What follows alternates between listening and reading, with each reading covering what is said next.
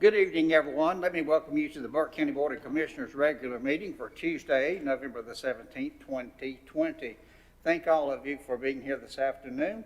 Madam Clerk, at this time we'll do the roll call. All the commissioners are present, along with the county manager and the county attorney and the county finance director and deputy director.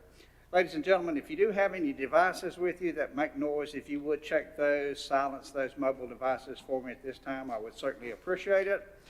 And if you are called up to speak, if you will activate the microphone up front, just press the button to the right. The red light will come on at the top, and that way you'll know it's activated. In between speakers, we will be cleaning the podium, so give us just a moment or two in between speakers to do that. For our invocation and pledge of allegiance this evening, for the invocation we have Pastor Ed Stevenson, our dear friend from Arnie's Fairview UMC. We're glad to have him with us again, as always. And after he says our invocation, J.R. Simpson, County Attorney, will lead us into Pledge of Allegiance. So if you'll stand with me for the invocation, Pastor Arnie. Pastor Stevenson. Although we come to you this beautiful evening, this cool evening, and with gratitude in our hearts that we have the opportunity to see our Constitution, our rights, and everything that concerns the polity of this county in action. Lord, we thank you for these commissioners who so diligently do what they feel is the absolute best for all of the people of this county. And they're doing a good job, Lord, and we thank you for that. Father, as we remember the events that are surrounding us, the fear, the anger, the disbelief, many things, Lord, are affecting us. Let us remember that just a few people can bring peace to the world, and it has always been so. But Father, we have the opportunity to bring peace to this county, to this state, and to this nation, beginning right here in Burke County, North Carolina. Lord, this is our plea. This is our prayer. But most of all, Lord, we plead that you continue to watch over us, and in spite of ourselves, that you have your will in each of our lives. We make our plea and we offer our prayer. In the name of your Son, our Savior, Jesus Christ. Amen. Amen. Amen. Please join us in the pledge to the flag. I pledge allegiance to the flag of the United States of America and to the republic for which it stands, one nation, under God, indivisible, with liberty and justice for all. Thank you so much, J.R. Thank you, Pastor.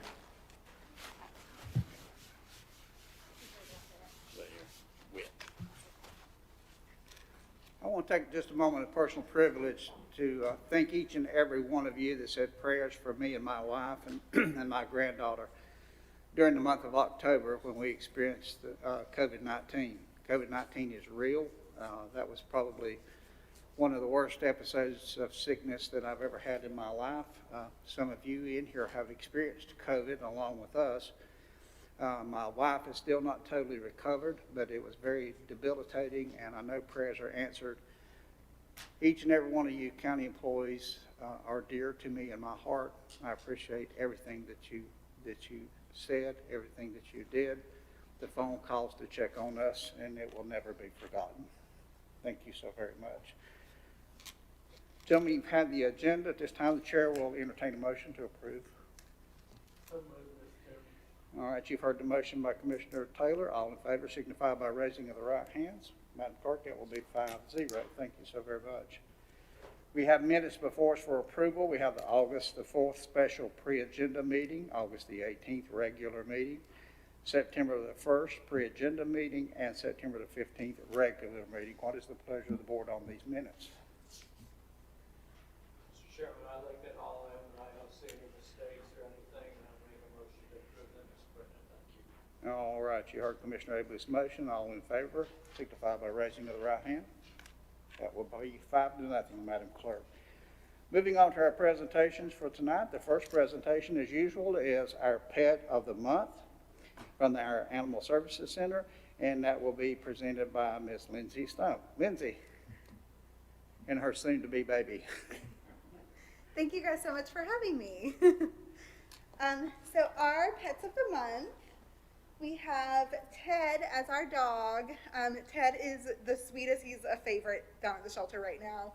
He is the sweetest, most lovable, adorable dog ever. He is pretty high energy. He's a lab mix, so he is going to need a family that likes to hike or has a big yard.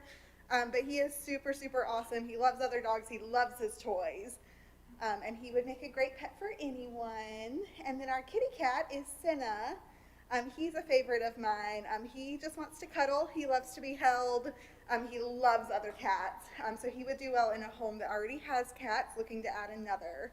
And I think he would do well in a home with children as well because he loves to be held and petted.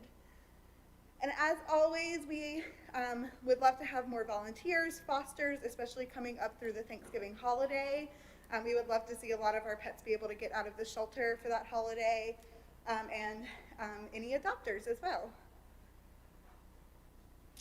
All right, gentlemen, any comments for Lindsay or anybody that's watching? Well, I'd just like to encourage everyone just to go by the Animal Services Center and please adopt. That is our motto down there.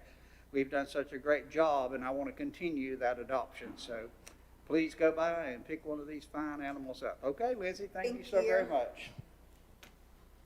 Our second presentation is a proclamation declaring December 1st as Nonprofit Day in Burke County from the United Way, and that's going to be presented by Alan Wood. Alan?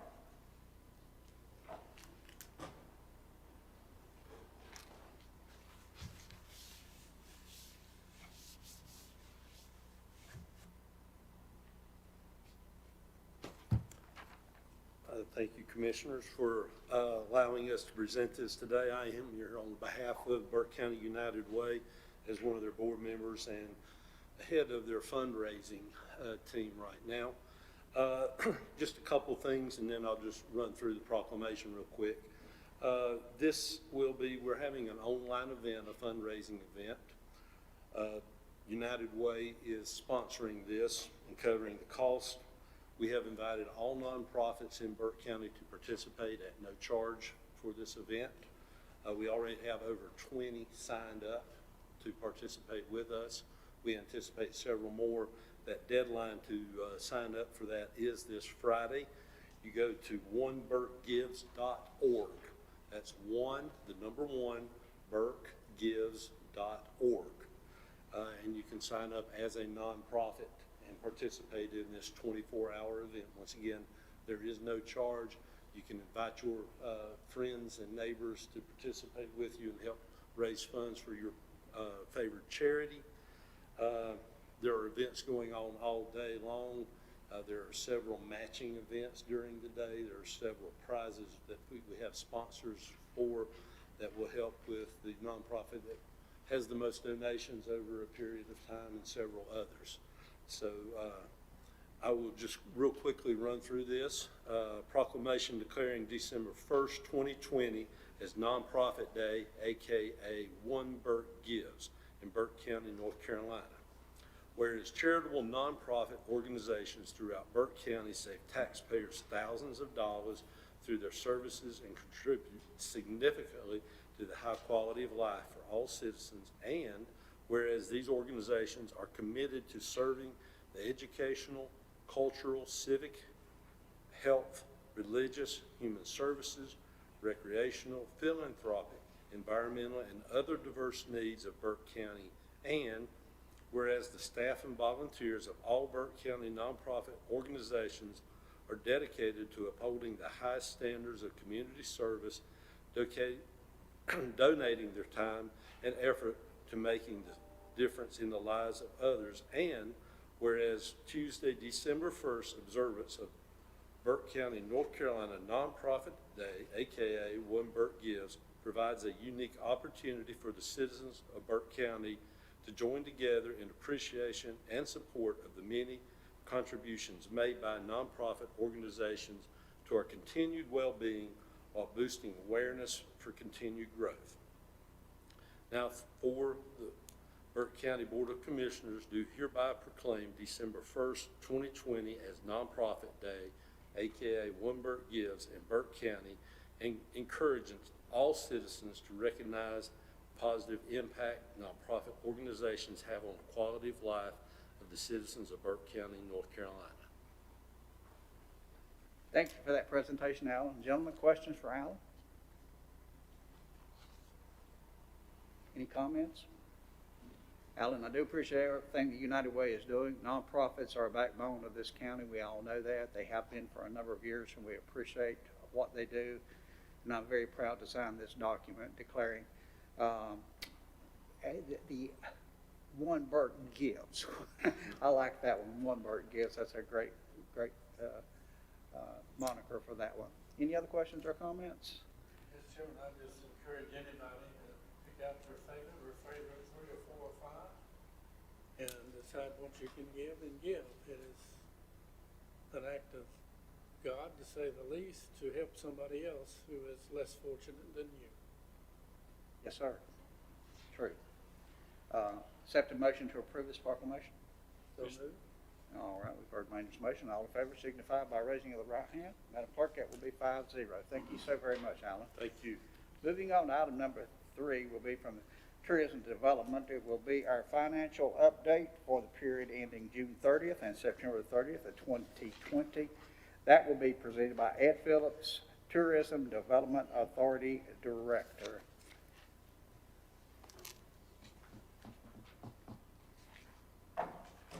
Ed? Well, good evening. I appreciate the opportunity to be here tonight and make a presentation on tourism, which has suffered terribly in the early stages of COVID, and we have had some significant recovery, but the wintertime is unknown to us at this time. But anyway, I'd like to, first of all, go through our balance sheet for September 30th. This would be the quarterly report from July 1 through September 30th.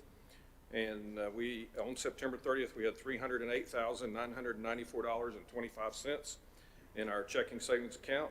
And this is actually a good number. That is online for what we had at this time last year. From July 1 through September 30th, 3 months of collecting occupancy tax, we are actually $2,300 ahead of 2019. And so with the addition of another hotel in downtown and some hard summer travel that came here, folks came here to get outdoors and experience what Burke County has to offer the most, which is national forest and state parks and a lot of outdoor recreation. We actually grew those 3 months over last year, which was absolutely fantastic news.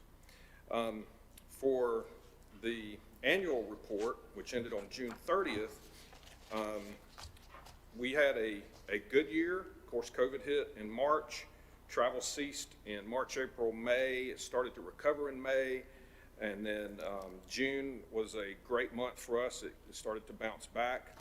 We did, however, suffer a loss for the year of about a little over $8,000. And this was directly related to COVID. We took strong action inside the TDA to minimize losses by curtailing marketing, advertising, public relations activities where we normally spend about $150,000 a year on that. And in the last quarter of the last fiscal year, we significantly cut that back as a means of saving funds and concentrate more on direct Facebook marketing and some direct marketing that we did with publications and travel writers. So that's my report for the year and for the quarter. Gentlemen, questions for Ed? Mr. Chairman, Ed, we met obviously this morning, and I was encouraged to hear that first quarter positive news, because that's I think a shock, and it says a lot about the work that's being done. And it was interesting to me how many Airbnb and VRBOs that contributed to that you think really contributed to that, because we were down still for business travel during the week, but weekends our hotels are full, and then we had all those VRBOs and Airbnbs, and I think you said there's, what, 160?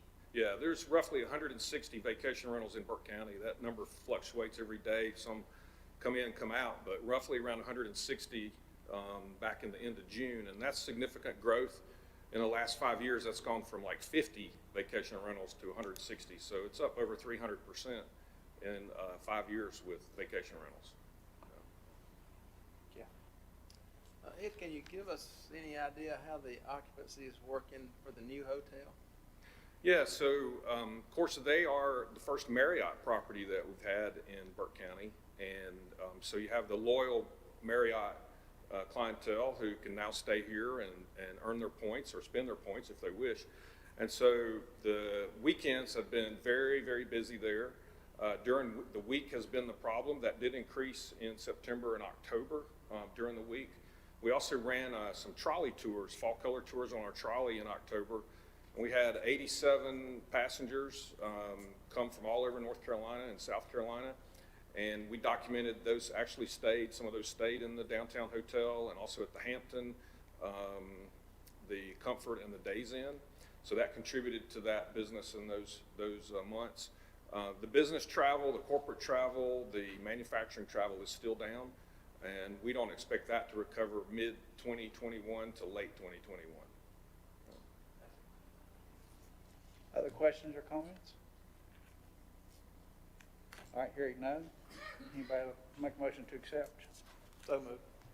You hear Commissioner Britton's motion to accept the reports as presented. All in favor signify by raising the right hands. Madam Clerk, that'll be 5-0. Thank you, Ed.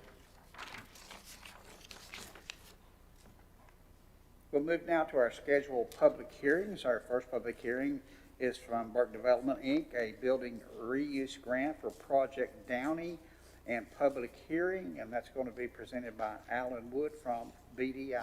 Alan?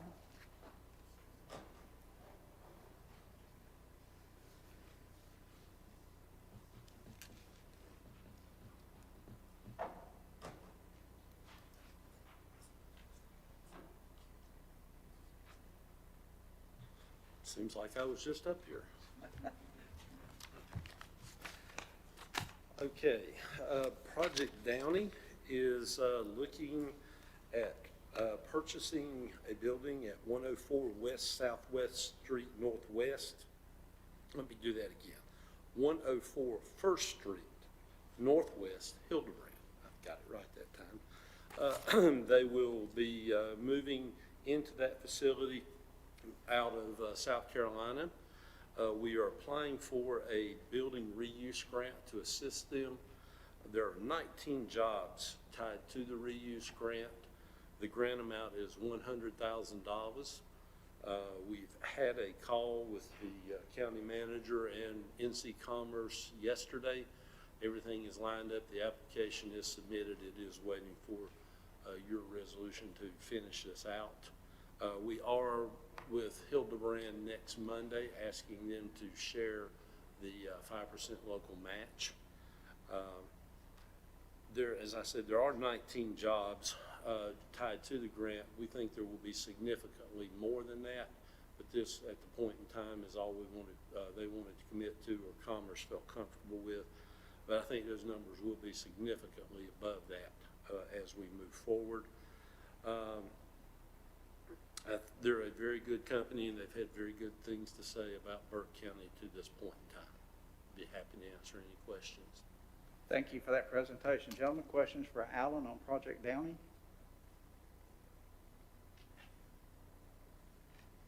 Hearing no questions, at this time I'll open the public hearing. Is there anyone here that would like to speak to the building reuse grant for Project Downey?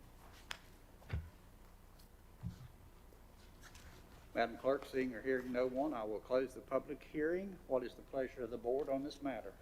Mr. Chairman, I make the motion to adopt resolution number 2020-26, approve a grant administration contract with Western Piedmont Council of Government pending and a building reuse grant award for Project Downey, appropriate up to $2,500 of general fund balance pending a building reuse grant award for Project Downey.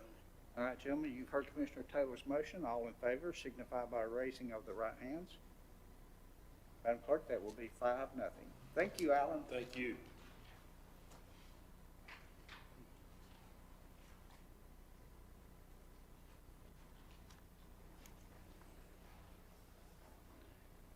This time we'll move forward to our second scheduled public hearing from Community Development. Will be a zoning map amendment, ZMA 2020-03 in public hearing. and that will be presented by Scott Carpenter, Deputy County Manager and Planning Director. Scott? Thank you, sir. Good to see all of you gentlemen this evening. I have one zoning request for you gentlemen to consider. That would be ZMA 2020-03. Staff has received a rezoning application from Winston Mitchell to rezone a parcel of land totaling 1.4 acres. The request is to rezone the property from its current zoning of R3 residential to the general business zoning district. The applicant would like to expand a portion of his tractor business to this property, and his wife is also considering the possibility of establishing a new business in the structure that is on the property. The applicant has owned and operated a tractor repair and sales business on the adjoining property for 38 years. The applicant also owns the subject property and lives on property across the street from both the subject property and the existing business property. There is a new metal structure that has been built there, and the parcel 911 address is 4406 May Lynn Drive, Morganton, North Carolina. Records indicate that the property can be served by public water and private on-site septic. The parcel is located approximately 171 feet from North Carolina 18 South and has 381 linear feet of frontage on May Lynn Drive, which is actually a private road. You can see from the existing land use map that most of the properties surrounding this are residential in nature. The tractor facility is zoned commercial, and then we just have one other zoning of commercial there at the intersection.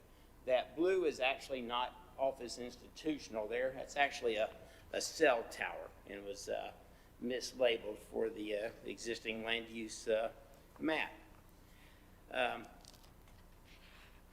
Approximately 780 feet to the northwest of this property and along North Carolina 18 South is the Burke County convenience site. As far as conformity goes with the comprehensive plan, the current land use plan for Burke County is the 2016 to 2030 Blueprint Burke Strategic Land Use Plan, and the subject parcel is located in the rural agricultural area. Areas located within these areas of the county are typically rural in nature, and access to infrastructure and utilities is often more limited than in the primary and secondary growth areas, which often are surrounding our towns. One of the fundamental policies of the land use plan is to allow and promote multiple types of economic development opportunities. So commercial development can be expected in these areas as needed to support the residential and agricultural nature of the area.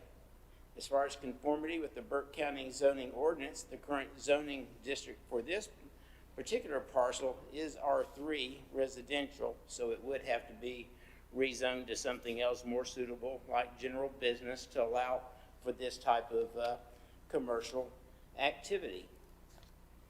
There's also a lack of sewer in the area or other infrastructure that would allow for large-scale general business, so there was no real conditions that were recommended for this. The planning board met, and they voted unanimously to recommend that this board please consider approving this rezoning request. We had no individuals from the public to contact us or anyone to object to this rezoning. Of course, there would be a statement of consistency that would need to be adopted if you so choose to approve this rezoning request. Thank you for your presentation, Scott. Gentlemen, any comments or questions to Scott? Mr. Chairman, Scott, I thought I asked all my questions last week, and I did, and I don't find any reason not to approve this, but when I drove by it yesterday, I did have a question that came up. The road up to that new building Yes, sir. is single lane And I mean, Private. And my question is that gonna be sufficient for that business to survive in that location? It is. It will operate generally from the other, the existing site. And so this will just be spillover onto that, but the main operation will remain where it is. So we don't see any problems at all. All right, thank you. Any other questions or comments? If not, at this time, I'll open a public hearing. Is there anyone here that would like to speak to zoning map amendment ZMA 2020-03? Madam Clerk, seeing and hearing no one, I will close the public hearing. What is the pleasure of the board in this matter? Mr. Chairman, I move to adopt ordinance 2020-06, amending the official Burke County zoning map as it relates to ZMA 2020-03. Adopt zoning consistency statement. The proposed zoning map amendment can be considered consistent with the purposes and goals and objectives of the Burke County Strategic Land Use Plan and zoning ordinance, and is reasonable and in the public interest because the proposed general business GB zoning is consistent with adjacent zoning and existing development within this area. There is an existing non-residential structure on the subject property which is currently unoccupied. The parcel is within 780 feet of North Carolina DOT Minor Arterial Road, North Carolina 18 South, which is a major north-south transportation corridor in this area. All right, gentlemen, you've heard Commissioner Britton's motion. All in favor signify by raising of the right hand. Madam Clerk, that will be 5-0. Thank you, Scott. Moving on to item number 3. Item number 3 will be from Western Piedmont Council of Governments. This will be in regards to a CDBG water project number 16-I-2914, and this will be a closeout of that grant concerning Highway 18 South. Aaron from the COG is here. Aaron? Okay, I think it's on. I'm Erin with the Council of Governments. We worked on administering this grant, so I'm just here to provide an overview of the project and give people an opportunity to comment. Summary of the project: public hearing is required to close out the CDBG water project on Roney Road and Highway 18 South. We used a $2 million grant awarded by the Division of Water Infrastructure in 2017. And this project extended 18,870 linear feet of 8-inch water line on NC Highway 18 South, connecting the dead-end lines currently on Highway 18 South between 4824 NC 18 South and John Abey Street intersection. And it also installed 12,130 linear feet of 8-inch water line on Roney Road to old NC Highway 18 South. Prior to this project, homes in the area were served by rock wells with low yields, and the water was high in iron, manganese, and hydrogen sulfide. Other homes were served by springs with varying water yields contingent on precipitation. Income surveys were conducted for each of the 43 occupied households within the project area. And the project assisted 64.7% of low to moderate income households. The projects benefited a total of 46 low moderate income individuals. Water connections, including the service lines, connections at the house, and well disconnection were installed, creating a direct benefit for 23 low and moderate income households. In addition to installing a total of 31,030 linear feet of new water line, the Burke County CDBGI water project installed 13,267 linear feet of new water service lines, 29 new hydrants, and 40 new meter setters and boxes. A summary of the benefits provided by this project is that 42 households housing 85 people were improved with access to new water line. That's approximately 64.7% of those people are considered low to moderate income. The grant also provided 23 households with 46 people, 100% low to moderate income, benefiting with free water tap and housing connection. So only low to moderate income households were connected with the grant. And 31,000 roughly linear feet of 8-inch water lines installed. There is no budgetary effect for this public hearing. This is just a reminder that in January of 2019, a construction contract for $1,843,844.38 was awarded to Piedmont Utility Group, and up to $225,000 of the general fund balance was appropriated if other grant funding could not be found. In addition to the construction contract, there were other contracts associated with the project totaling $381,280.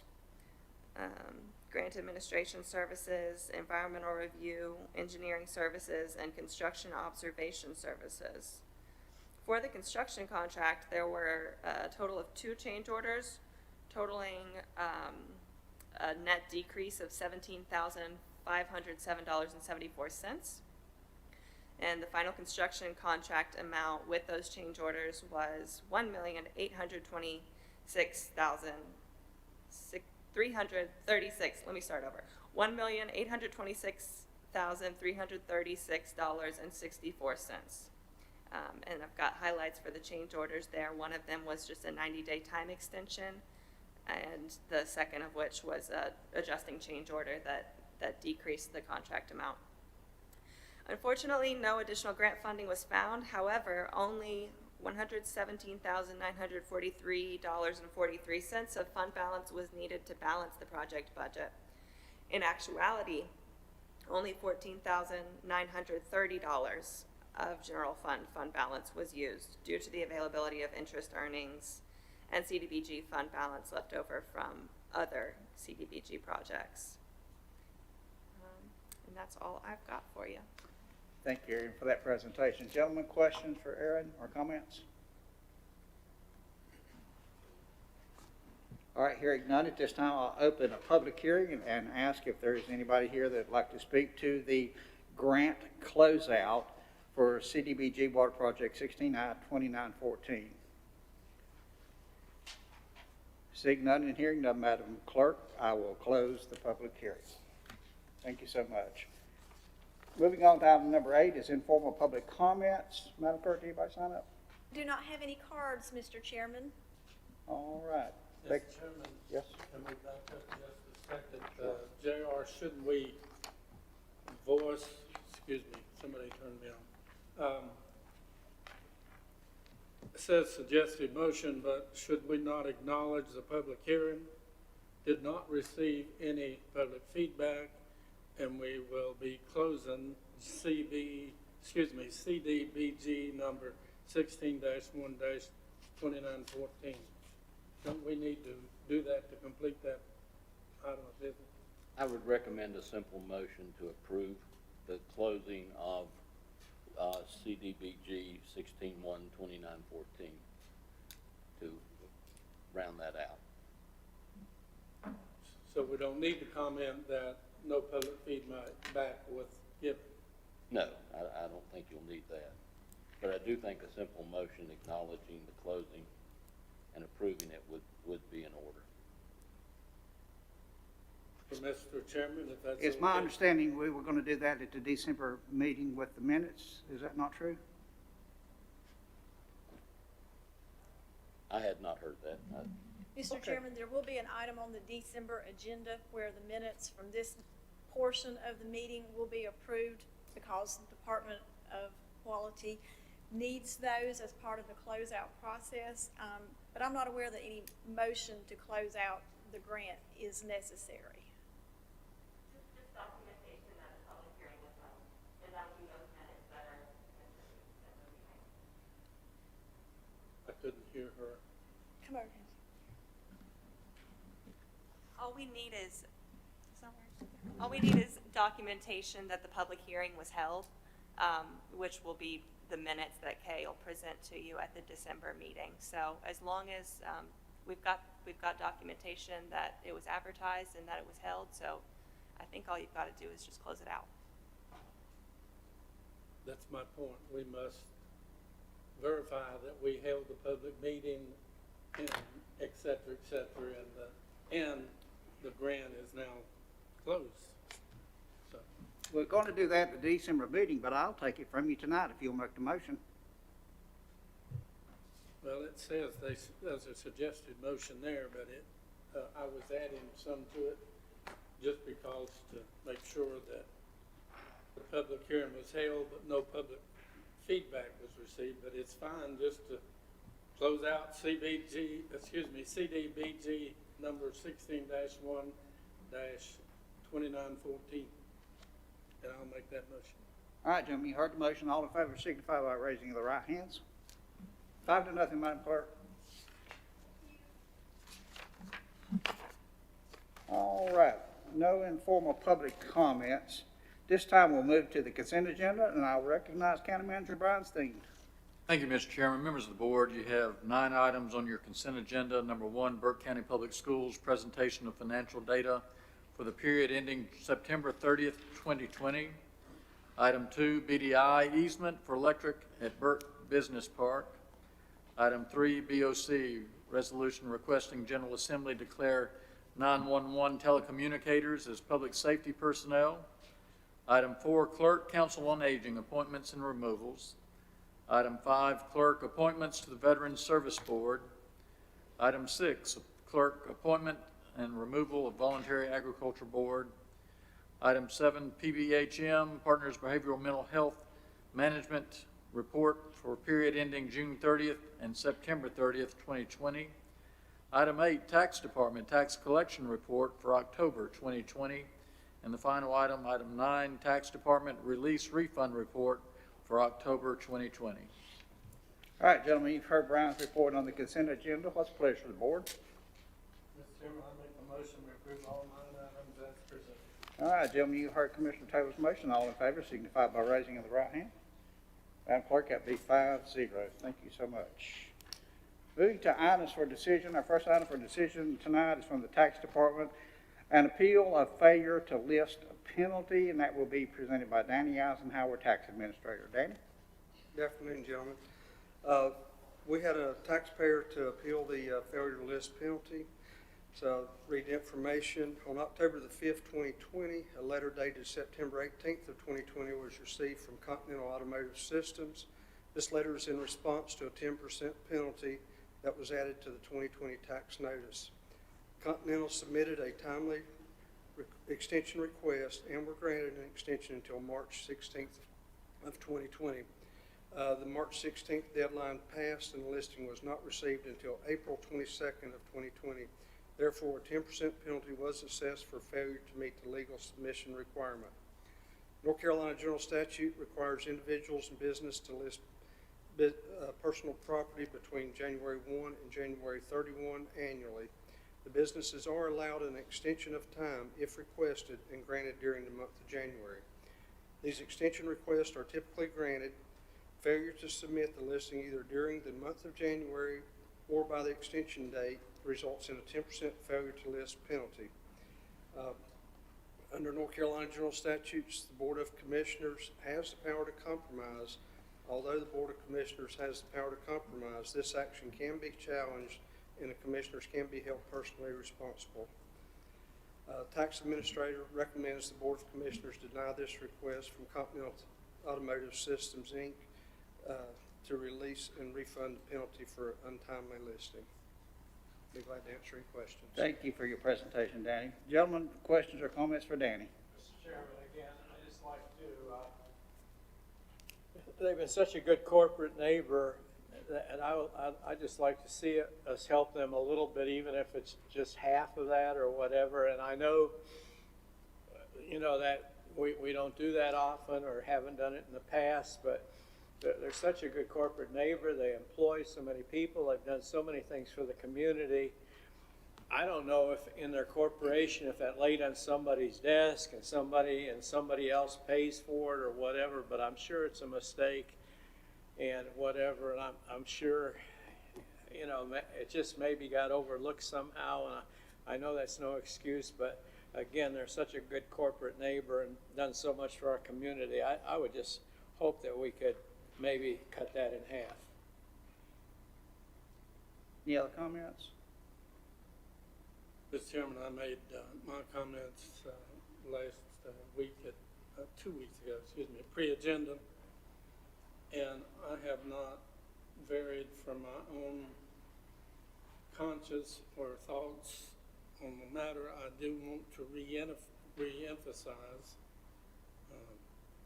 when you unnecessarily, and that's probably a bad choice of words, tax somebody that increases the price to the product, it increases the price to their customers. But more important than that, to me, is the 500 families who work for that corporation. It also takes money and budget and stuff away from them. And I personally think we need to revisit that 10% the first year. If it's a big company, it's a big amount of money, and the first thing you're going to get from people is, well, they can afford to pay it. And of course, that is, if it's not by intent or intended to cheat us out of the money, I think a first offense ought to deserve a little less percentage, but that's another question for another day.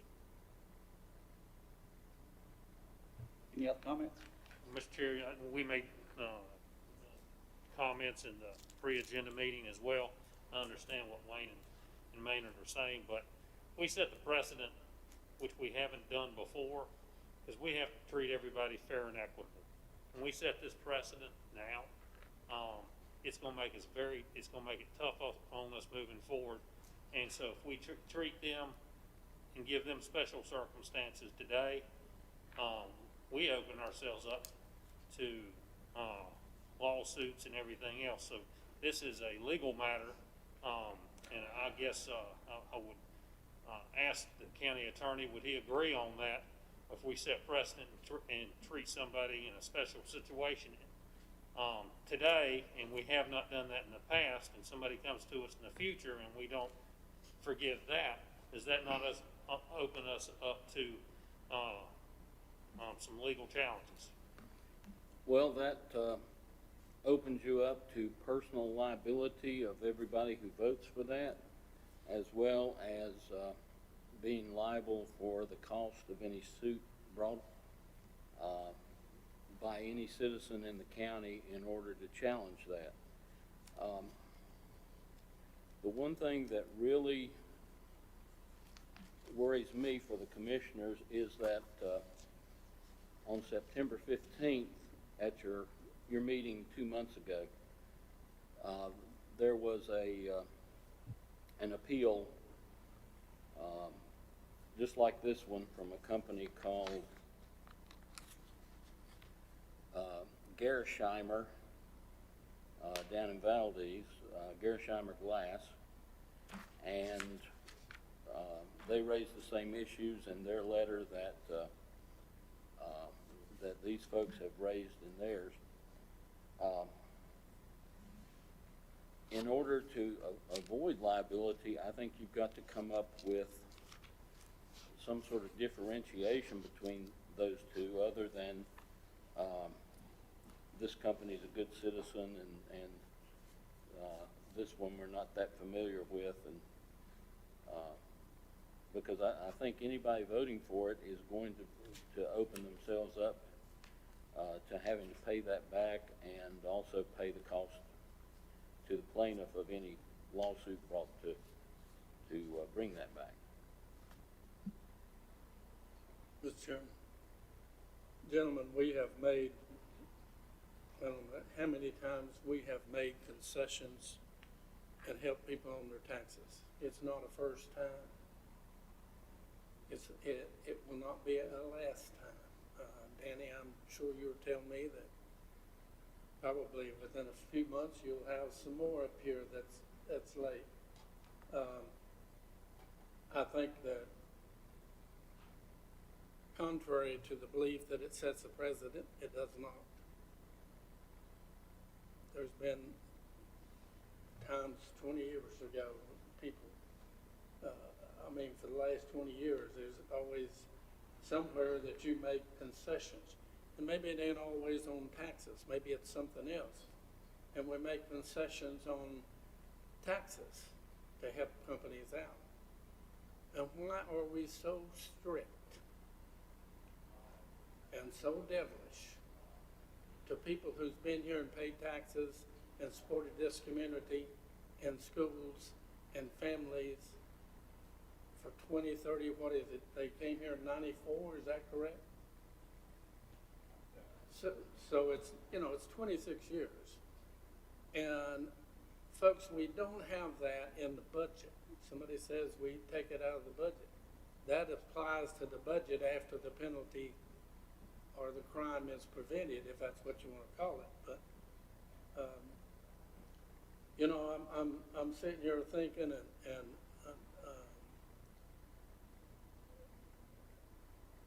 don't want to use some terminology, but I think that it is important that this board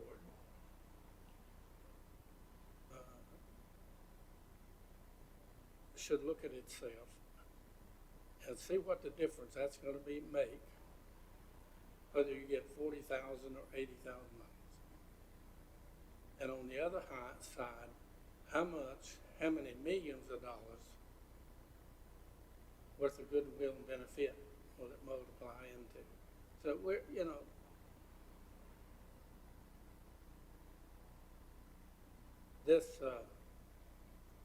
we have spent money in the last budget. I am not going to do what I thought I would. I am not going to draw out specific examples, but I will use the entire body of fire departments that we gave without them asking $600,000 a year. And you talk about presidents and setting stuff.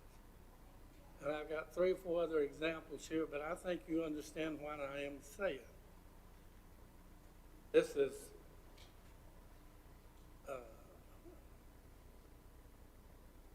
would be a still recognizing and still paying a fine, and yet this board responding to a request of one of our citizens, one of our companies, and to hundreds of employees.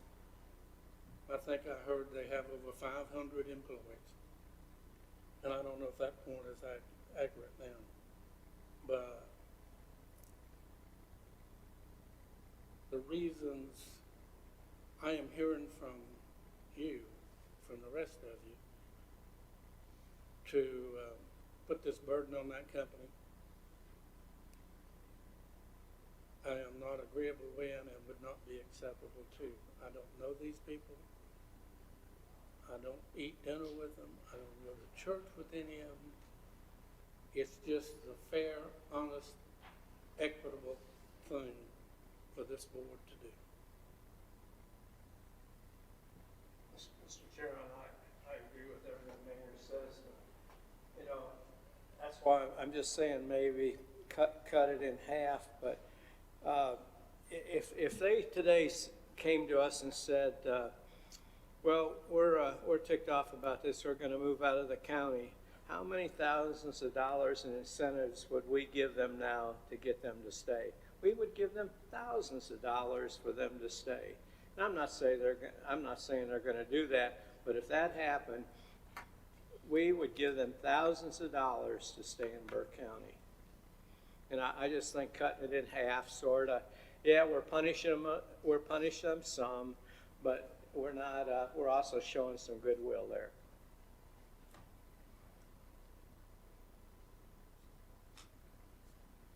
Any other comments? Mr. Chairman, I'll just comment here. I'm still concerned that we've already set a precedent here with Gersheimer just a couple months ago. Those folks are just as good as Continental or anybody else. you know, we're dealing with a state statute here. This is not some rule that we've made up or that we can change at our whim. And there are consequences to us doing this action. You know, if we're that concerned about this cost to this particular company, then it would make a whole lot more sense to me if that's the angle we want to go from, is to deny this request and then come back. If you want to give them a gift out of the budget for that amount, then I suppose that would take us off the hook for it. But otherwise, I see this as, you know, straight up, all you got to do is read the statute here. Anybody in the county basically can come forward and say, hey, you done wrong by this, and you know, we're in the middle of it. So I just can't feel it's fair to the rest of the taxpayers based on what's before us to give on this. Danny, have we ever, McMahon said that we probably have done some of this before in the past. Do you remember any cases where we helped them out? As far as relieving a penalty, no, sir, we have not. Right. I can say that with a lot of confidence, being in this position for over 20 years. Danny, we just okayed individual taxes just a month ago. Now, you're saying it's different for a company than an individual. And I beg the difference with you in that every company is owned by people. And those people have concerns and hurts as much as any individual. And some of those people, we let them get by without paying their taxes, can afford to pay those taxes more than you and I can. I know them. So, you know, it doesn't wash. You're paying favoritism on one side and not on the other. And that is not consistent governing from anybody. It's not consistent. You do it for somebody because you know them. You don't do them for somebody else. And they're all individuals. Every one of them comes down to individuals. And we don't know the budgets of all these companies. I can't tell you how. I know that they're a good run company, but you know, the point is that we can accomplish what we want and win both ways. And that's my point. Commissioner Taylor, I can assure you that we do not release any taxes. I can assure you that we do not release. You can assure me what? That we do not release any taxes that are due.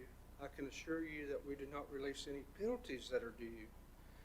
The releases that the commissioners approve monthly are releases that are due to an error. Somebody charging, I'm going to give you an example that's sort of far-fetched, but could have happened.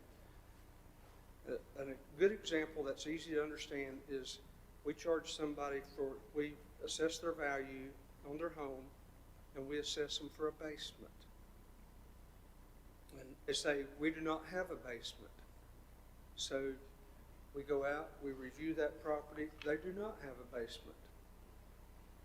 In that case, we will take off the value of that basement. But we do not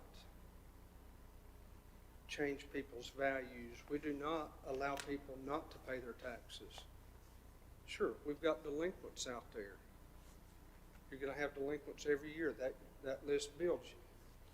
We do all types of enforced collections on that. We garnish bank accounts. We garnish wages. We foreclose as a last result. You know, so to say that we release taxes is not. No, you don't. I apologize, but that's not a true statement.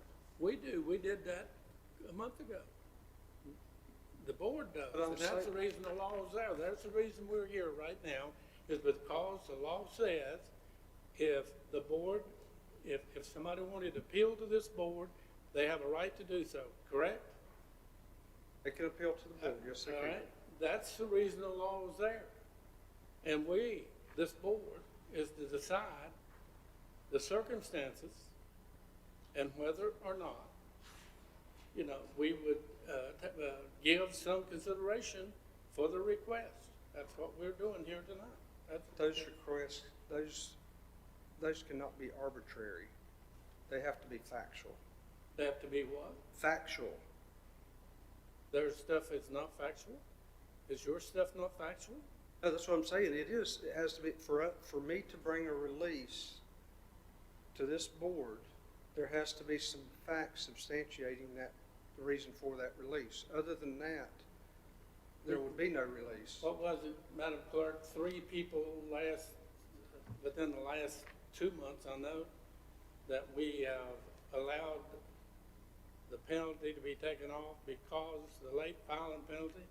Because it was misapplied. In Was- that case. No, you said because the COVID, and they couldn't get the stuff from the doctor. We had, That's I don't right. know all of them, but Age, it's, age exemptions. That Dan? was the age exemption. Mm. That was the age exemption on those.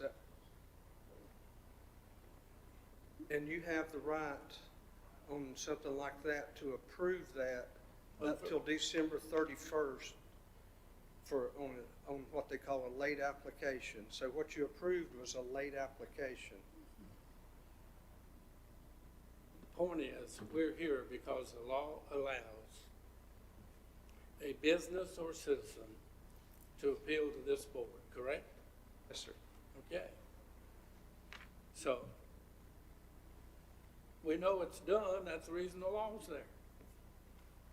Not only from this county, but lots of counties, most counties, sometime or another, you will get into this. It's a pleasure of the board on this matter. Mr. Chairman, I move to deny the request by Continental Automotive Systems, Inc. for release and refund of the penalties associated with the 2020 failure to list in the amount of $79,103.03. All right, gentlemen, you heard the vice chair's motion. All in favor of that motion signify by raising the right hand. All opposed? I would have liked to have made an amendment to the motion, Chairman.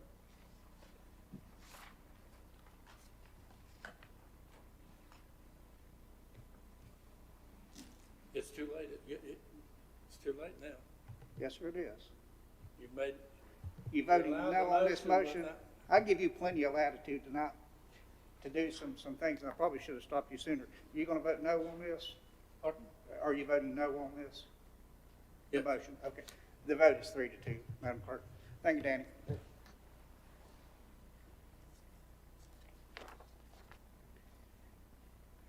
All right, let's move to the reports and comments section. Let's start with the county attorney. Thank you, Mr. Chairman. Since the last meeting of commissioners on October 20th, I have completed my attorney's response letter to the auditor's request for the 2019-2020 audit. I have filed suit against Travis Brothers and Greg Brothers for violation of county zoning and county environmental compliance ordinances concerning an automobile repair facility in a residential area. I'm preparing to file an additional suit for violation of the county's zoning ordinance and environmental compliance ordinance. And as of this week, there may be a new suit on the horizon concerning events of the last several weeks. I have drafted amendment agreements for discovery court contracts, and I'm in the process of drafting those now. I have completed a draft of a proposed development agreement for an area of the Fontflora County Park for tree houses, stilt houses, and cabins. I have reviewed the proposed revisions to that agreement, met with the developer, and Scott Carpenter, and negotiated this for 6 hours over a period of 2 days, and I'm now in the process of updating and modifying the proposed development agreement. In continuing negotiation with 2 uniform vendors to settle a dispute with the county. I am researching a project by which the county will gain a large addition to an industry that's presently located here, and assisting Alan Wood with the procedure and proposal that this large addition with more jobs can be put through. I have reviewed and advised General Services concerning a contract to extend the county's vendor for mailing out water bills. I've reviewed and received an extension agreement to keep the health department in the community care physicians network.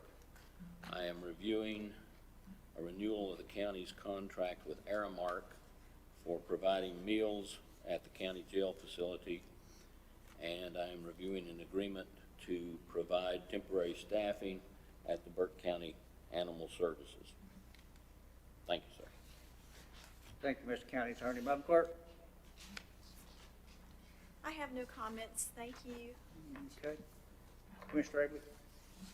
Yes, Mr. Chairman, I don't know if J.R. covered what he was saying there, but there's a huge thing going around the country about these tiny homes, and there's a community between Asheville and Hendersonville and Flat Rock with a whole community of these, and I don't know if in the county, I've got a couple calls lately about tiny homes. I don't know if it's something we want to address or have our staff address that, but I know right now it's probably against our ordinances, but I think this thing is going to continue to grow, and it's a lot of people like that way of living. So I don't know if it should be in a community or what, but I think it's something we ought to look at. Okay. Scott, will you please address that? Yes, sir. Yeah, come on up right now if you got something. So we have addressed that. Turn your mic on for me. Yes, sir. So we have addressed that, Wayne, and we do allow tiny homes in the county. We do. We do. We do not discriminate to the size of a house. So if you want to build it small, then that's fine. You can do that. What we do require is that it be built to the state building code for the safety of the residents and whoever's investing in the properties, and that's about it. So if this is a modular and you pull it on site, underpin it with rock, or that's all right too. I mean, Yes, sir. If it's a modular, it's built. but it can't be an RV park model, then that does not meet the state You're building. saying RV park model. Right. You know, what is really an RV park model? Well, there's different standards when they're inspected, and they receive stickers. So a modular unit would receive a sticker from an engineer saying it's built to the North Carolina State Building Code. An RV park model would receive another one from another engineer saying it does not meet the state building code, but that it meets these standards. So my log home at the lake wouldn't, because it's pulled in by a trailer, underpinned with rock, you can't tell that it's modular or anything, that wouldn't pass. It may not pass, it depends on how it's brought in. So what we do on structures that are different or are made out of containers or something else, if it passes the state building code, or if you have an engineer show up and say, I'm signing off on this, stating that this unit is safe and meets the rules and regulations of the state, then we allow that. So we would allow the containers to be. Yes, sir. If they are brought to us by an engineer and he signs off on them stating that that is safe. This thing is going to grow, I think, a lot, especially with young couples. I mean, all over the country, maybe I watch too much TV, but we've it seems like it's really growing. So we haven't seen much activity with those in Burke County, and I Right. think a lot of it is because of the size of them. What we are seeing an increase is we allow the accessory dwelling units that are with an existing home, and we Right. are seeing some of those being permitted. All right. All right. So, Thank but you. yes, sir, we're not against them, we just don't. Well, I think we need to keep looking at this thing because I think this thing is gonna grow, you know, especially with young people and whatever. Yes, sir. Thank you. All right, anything else, Wayne? Good comments. Commissioner Taylor? If you'd like to see one of those tiny houses, there's one on Chatsworth Church Road. Oh. About a mile and a half from my house, so. But one quick question, and not to belabor the point, Scott, but you can't put one of those anywhere, can you? You can, sir. You can't put them in a development or Unless the covenants of the neighborhood restrict it, but Burke County does not restrict it. I got you. Yes, sir. Right. Yeah. Two quick things. Attended the ribbon cutting of Horsepower Park. That's at Antioch Speedway, and it's designed for motorcycles and humps and hills, and I think they've got a nice situation out there to do that kind of stuff if they can just get the word out. But got some big horsepower stuff, and I also attended one ribbon cutting. Oh, that's what I just said. And the second thing I wanted to say to you, that when you get, and I looked at all the stuff Kay provided with us, and it was not in that material today, so I assume it'll be there next month. But there's an awfully lot of changing of the MTAC, the highways and the projects. But all in all, Burke County fared well. A lot of the stuff is being held up because of money. A lot is being held up because of delay in getting right-of-ways. But as you look at that, I think you'll see where Burke County fared very well as they reshuffle all that stuff of 9-10 years of highway building that they lay out, and that we keep shifting around and organizing and deciding which construction job is to go next. And that's for all 4 of the counties, by the way, but they lost a couple pretty big ones that was moved back. Didn't lose it, let me rephrase that. It was postponed, it was set back 4 or 5 years. So you may want to pay attention to that when you get that copy. That's it. Thank you, sir. Commissioner Britton? None, sir. Mr. Vice Chair? Just say I hope everyone has a very happy and safe Thanksgiving. Thank you, sir. Mr. County Manager? Gentlemen, that was brought to my attention over the weekend that our animal services staff had been included in a widely circulated magazine for the accomplishments they've recently made in getting animals adopted here. Shared that with y'all, and I'm quite proud of what we're doing with the Animal Services Center. As we all are. Thank you, sir. Let me give you some courtesy reminders. The county offices will be closed November 26th and 27th for Thanksgiving. Our organizational meeting for the new board will be Monday, December the 7th at 2:00 p.m. here in this room. There will be a small reception after that organizational meeting at 2:30 p.m.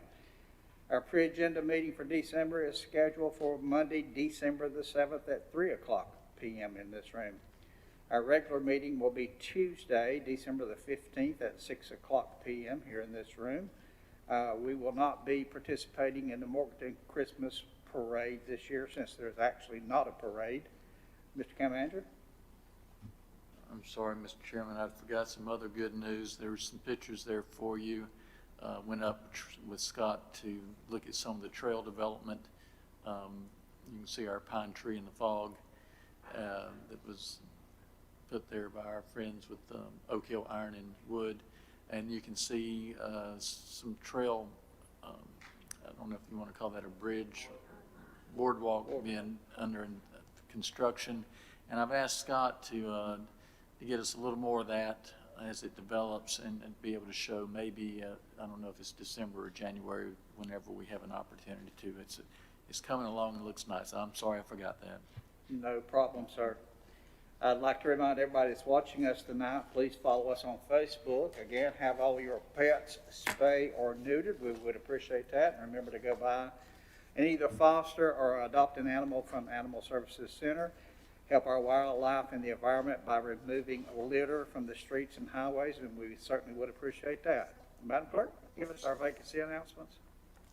Thank you, Mr. Chairman, members of the board, and citizens. We have the following opportunities for citizens to be involved in county boards and committees: the Adult Care and Nursing Home Community Advisory Committee, Council on Aging, Juvenile Crime Prevention Council, the City of Morganton Board of Adjustment and Planning Board for the ETJ, the Burke Senior Center Advisory Council, the Recreation Commission, and that's it.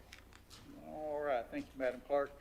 Danny, before you leave, I remembered, so I want you to see me before you go.